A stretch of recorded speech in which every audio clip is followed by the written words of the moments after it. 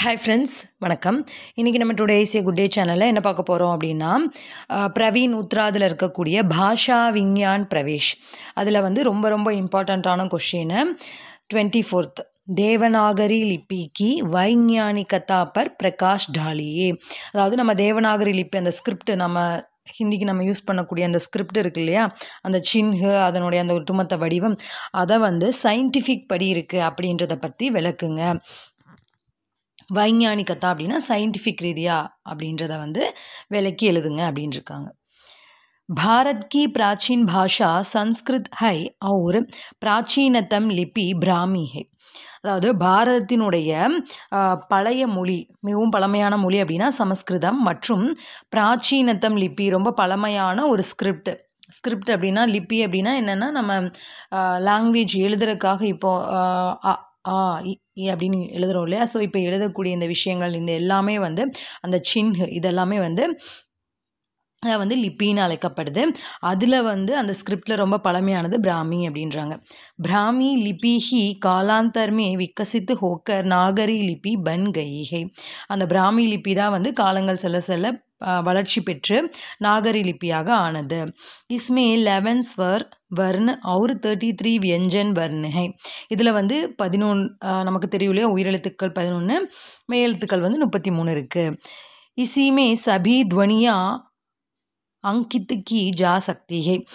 இதில் வந்து எல்லா உச்சரிப்புகளும் எல்லா ஒலி அது எல்லாமே வந்து இடம்பெற்றுள்ளது. யஹ் ஏக் வைஞானிக் லிபி மானி ஜா சக்தி ஹை. இது ஒரு சயின்டிஃபிக் ரீதியான ஒரு ஸ்கிரிப்ட் அப்படின்னு கருதப்படுது. இஸ்கே காரன் நீச்சே தியே ஜா ரஹே ஹே. கொஞ்சம் கோல்டாக இருக்குது, உடம்பு சரியில்லை, ஸோ அதனால தான் வாய்ஸ் அப்படி இருக்கும், கொஞ்சம் அட்ஜஸ்ட் பண்ணிக்கோங்க.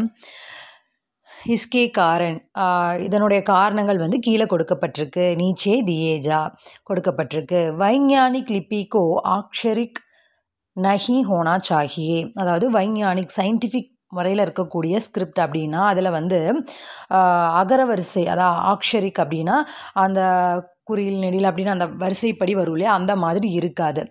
உசே வர்ணாத்மக் ஹோனி சாஹியே. ஆனால் நாகரி லிபி ஆக்ஷரிக் ஹீஹே. ஆனால் நாகரி லிபி அந்த மாதிரி தான் இருக்குது இல்லையா, கக்கா கக்கா அப்படி தான் வருது இல்லையா, சச்சா சச்சா ஜ ஜ அப்படின்னு வருது இல்லையா. ஸோ இதெல்லாமே வந்து ஆதிமே வியஞ்சன் சிஹ்னோன் சே வியஞ்சன் और ஸ்வர் மிலே ஹே. ஸோ இது எல்லாத்துலேருந்து தான் நமக்கு ஸ்வர் மற்றும் அந்த வியஞ்சன் இந்த உயிரெழுத்து மற்றும் மெய்யெழுத்து இது வந்து கிடைக்குது இல்லையா.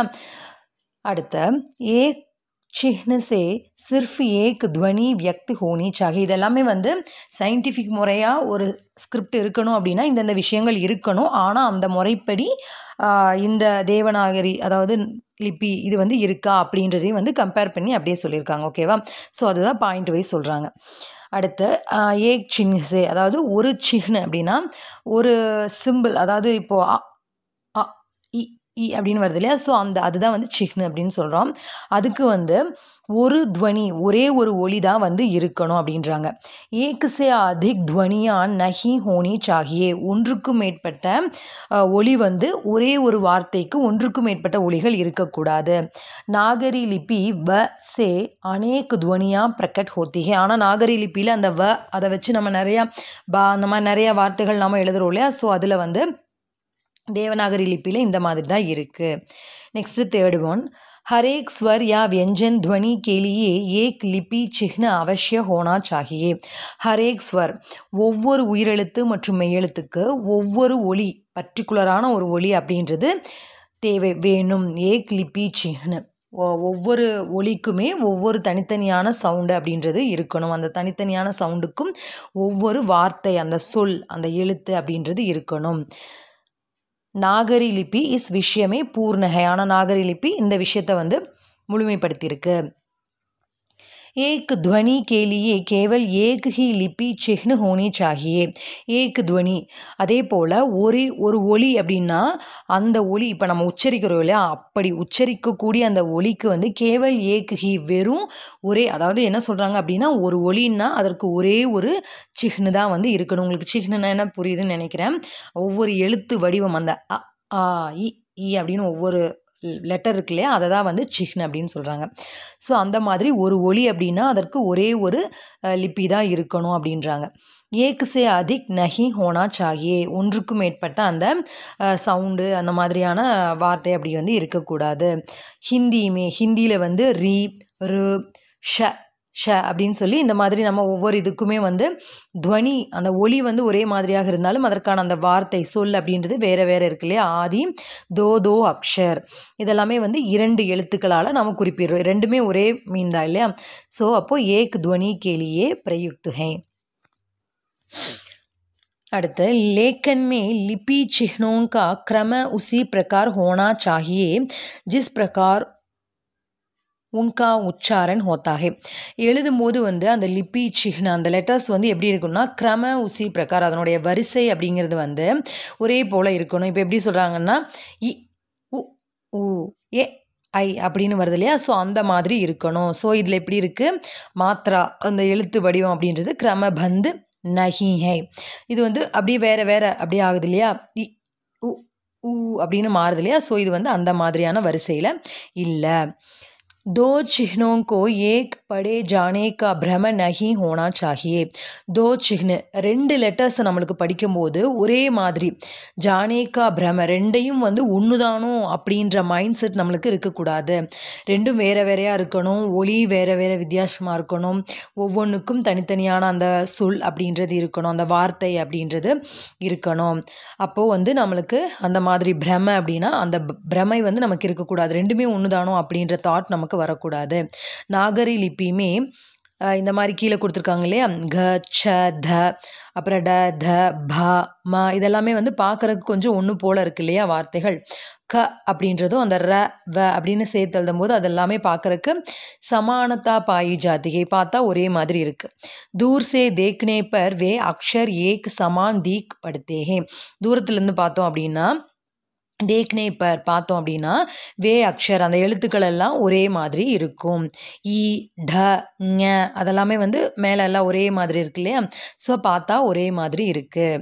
मगर छोटी छोटी कमियों को दूर कर देने पर नागरी लिपि संसार में सबसे उत्तम वैज्ञानिक லிபி சித்து ஹோகி. மகர் ஆனால் வந்து இந்த மாதிரி சின்ன ஒரு வீக்னஸ் இருந்தாலும் அதை தள்ளி வச்சாலும் தூர் கர்னே தேனேப்பர் அதை தள்ளி வச்சுட்டு விலக்கிட்டு அப்பார்ட் ஃப்ரம் நாகரி லிபி வந்து இந்த உலகத்திலே வந்து எல்லாவற்றையும் விட ஒரு நல்ல சயின்டிஃபிக் லிபியாக இருக்குது கருதப்படுது.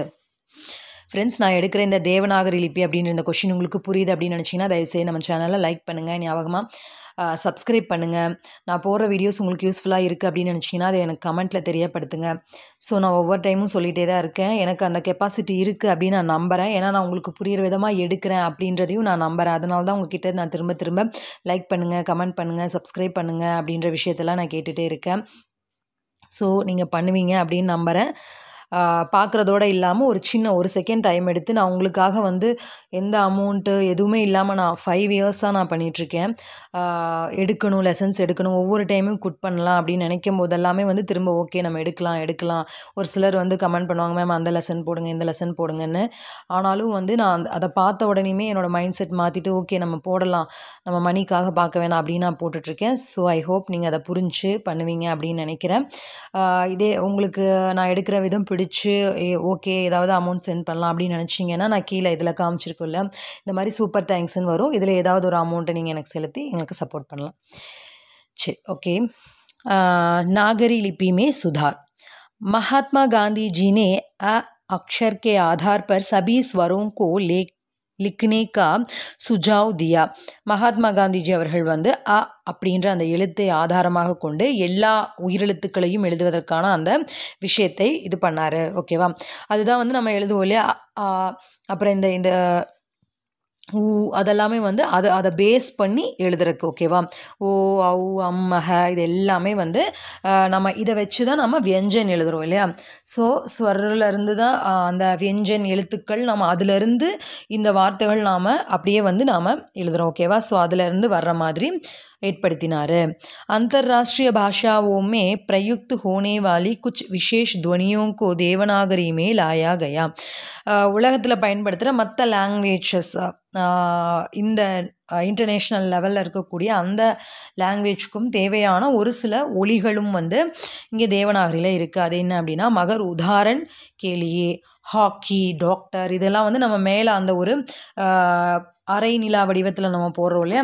ஸோ அது எல்லாமே வந்து நாம் அப்படியே டைரெக்டாக இங்கிலீஷில் எப்படி நம்ம படிக்கிறோமோ ஹாக்கி, டாக்டர் அப்படின்னு படிக்கிறோமோ, ஸோ அதற்காக அந்த சவுண்ட் ப்ரொனவுன்சியேஷன் வந்து யூஸ் பண்ணப்படுது. सेकेंड वन, दक्षिणी भाषाओं में ह्रस्व ए और ह्रस्व ओ का प्रयोग होता है. उसके लिए ए आ आदि अक्षरों का प्रयोग होता है. சம்யாரு, லெனின், தக்ஷிணி லாங்குவேஜில், அதாவது தெற்கு, இங்கே வந்து எப்படின்னா தென்னிந்தியாவில் இந்த ஏ அப்புறம் வந்து குரில் இதில் வந்து ஓ இந்த சொற்கள் எல்லாம் இருக்கு இல்லையா. ஸோ அதற்காக வந்து அந்த எழுத்துக்கள், அதற்காக அந்த ஏ ஆ அப்படின்றதுலாம் வந்து சம்யாரு, லெனின் அப்படின்ற அந்த வார்த்தையும் வந்து இருக்குது இதில் தேவநாகரி ஸ்கிரிப்டில். अरबी फारसी शब्दों के सही लेखन के लिए नुक्ता का प्रयोग किया जाता है. களம், ஷவுக், அந்த கீழே நம்ம புள்ளி வைக்கிறோம் இல்லையா, அந்த காக்கு கீழே புள்ளி, அப்புறம் ஜாக்கு கீழே டா, அந்த மாதிரி ஃப அப்படின்னு அந்த கீழே புள்ளி வைக்கிறோம் இல்லையா. இதெல்லாம் வந்து அரபி, ஃபார்சி அந்த லாங்குவேஜில் இருக்கிறதுக்கும் வந்து அந்த சொற்களுக்காகவும் சஹி லேக்கன் அந்த சொற்களை சரியாக எழுதுவதற்காகவும் இந்த மாதிரியான விஷயங்கள் எல்லாம் உபயோகப்படுத்தப்படுது. நுக்தா அப்படின்ற அந்த விஷயங்கள், களம், ஷவுக் அப்படின்னு அந்த விஷயம் வந்து அப்படியே சேம் சவுண்டு வரணும், அதை அப்படியே எழுதணும் அப்படிங்கிறக்காக இதெல்லாம் வந்து இருக்குது. टंकन, मुद्रण, कंप्यूटर आदि नवीन यंत्रों में सुगमता लाने के लिए देवनागरी लिपि में कुछ परिवर्तन किए गया है. அதாவது டங்கன், முத்ரன் அப்படின்னா நம்ம தட்டச்சு, அப்புறம் கம்ப்யூட்டர் இதெல்லாம் சொல்கிறோம் இல்லையா.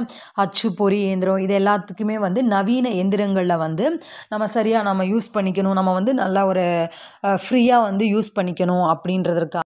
ओके, कुछ लोग नागरी लिपि को शिरोरेखा के बिना भी लिखते हैं. ஒரு சில மக்கள் வந்து நாகரி லிப்பி அந்த ஸ்கிரிப்டில் வந்து ஷிரோரேகா அந்த மேலே நம்ம அந்த குறியீடு போடுவோம் இல்லையா, அந்த மேலே அது வந்து இல்லாமல் எழுதுவாங்க. எஹ் குஜராத்தி லிப்பிகா பிரபாவ், இது வந்து குஜராத்தி அந்த ஸ்கிரிப்டில் இருந்து அதனுடைய தாக்கத்தால் இந்த மாதிரி எழுதுகிறோங்க.